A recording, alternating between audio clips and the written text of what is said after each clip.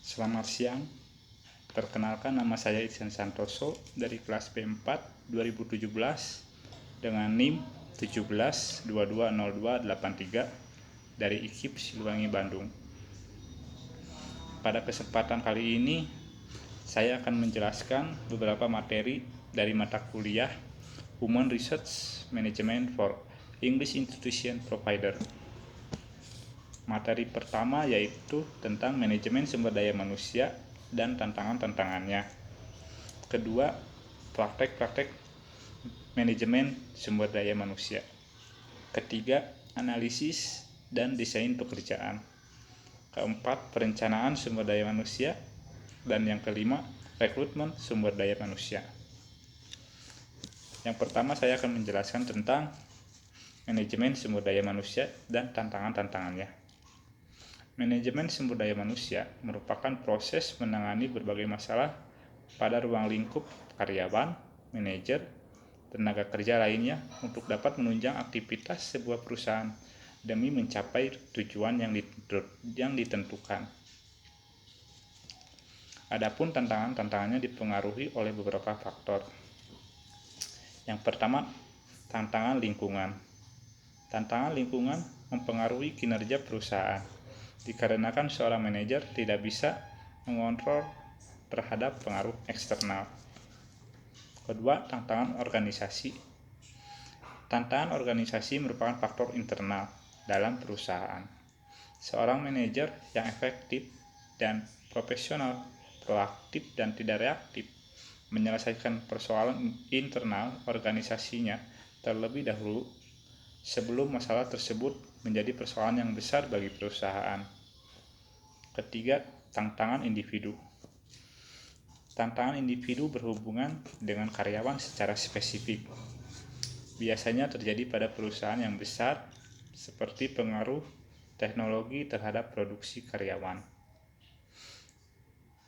Materi yang kedua selanjutnya yaitu tentang praktek-praktek manajemen sumber daya manusia. Yang pertama tentang perekrutan, kedua pelatihan, ketiga seleksi, keempat pengembangan, kelima hubungan karyawan, keenam analisis jabatan, ketujuh struktur upah, 8 insentif, 9 tunjangan. Materi yang ketiga tentang analisis dan desain pekerjaan. Analisis pekerjaan adalah proses pengumpulan informasi mengenai pekerjaan yang dilakukan oleh seorang karyawan yang dilaksanakan dengan mengamati cara atau mengadakan interview terhadap pekerja dengan bukti-bukti yang benar dari supervisor. Desain pekerjaan merupakan bagian dari manajemen, terutama manajemen operasi, karena selain berhubungan dengan produktivitas, desain pekerjaan juga menyangkut tenaga kerja yang akan melaksanakan kegiatan operasi perusahaan. Metode analisis dan desain pekerjaan. Yang pertama, teknik observasi. Yang kedua, metode wawancara. Yang ketiga, metode angket. Yang keempat, metode log. Yang kelima, metode kombinasi. Manfaat dari analisis pekerjaan. Yang pertama, analisis penyusunan kepegawaian.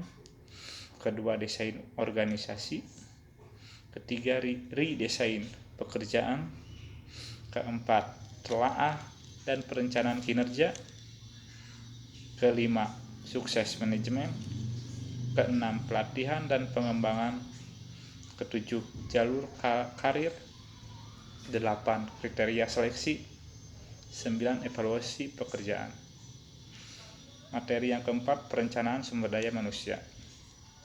Pengertian perencanaan sumber daya manusia atau Human Research Planning adalah proses peramalan sistematis yang menghubungkan kebutuhan sumber daya manusia suatu organisasi dengan rencana strategisnya untuk memastikan bahwa kepegawaiannya memadai, berkualitas, dan cukup kompeten untuk mencapai tujuan organisasinya. Adapun tujuan perencanaan sumber daya manusia yaitu 1. Untuk menentukan kualitas dan kuantitas karyawan yang akan mengisi semua jabatan dalam perusahaan. Kedua, untuk menjamin tersedianya tenaga kerja masa kini maupun masa depan, sehingga setiap pekerjaan ada yang mengerjakannya. Ketiga, untuk menghindari terjadinya mismanagement dan tumpang tindih dalam pelaksanaan tugas. Keempat, untuk mempermudah koordinasi, integrasi, dan sinkronisasi, sehingga produktivitas kerja meningkat. Kelima, untuk menghindari kekurangan atau kelebihan karyawan.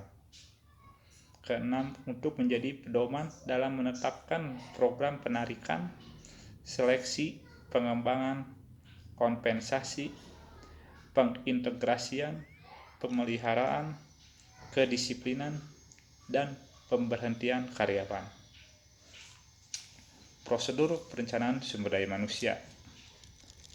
Yang pertama, menetapkan secara jelas kualitas dan kuantitas sumber daya manusia yang dibutuhkan. Kedua, mengumpulkan data dan informasi tentang sumber daya manusia. Ketiga, mengelompokkan data dan informasi serta menganalisisnya. Keempat, menetapkan beberapa alternatif. Kelima, memilih yang terbaik dari alternatif yang ada menjadi rencana. Keenam, menginformasikan rencana kepada para karyawan untuk direalisasikan. Dan materi yang terakhir tentang materi yang kelima, rekrutmen sumber daya manusia.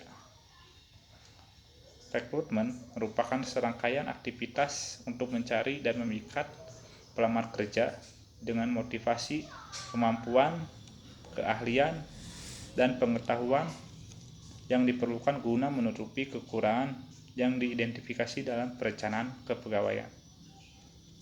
1. Pentingnya pelaksanaan rekrutmen. Dengan cara yang tepat untuk mendapatkan orang yang tepat, jumlah yang cukup untuk menempati posisi pekerjaan pada tempat yang tepat dan waktu yang tepat. Kedua, faktor yang mempengaruhi rekrutmen. Faktor objektif, gaji, bentuk pekerjaan, peluang promosi, lokasi kerja, dan lain-lain.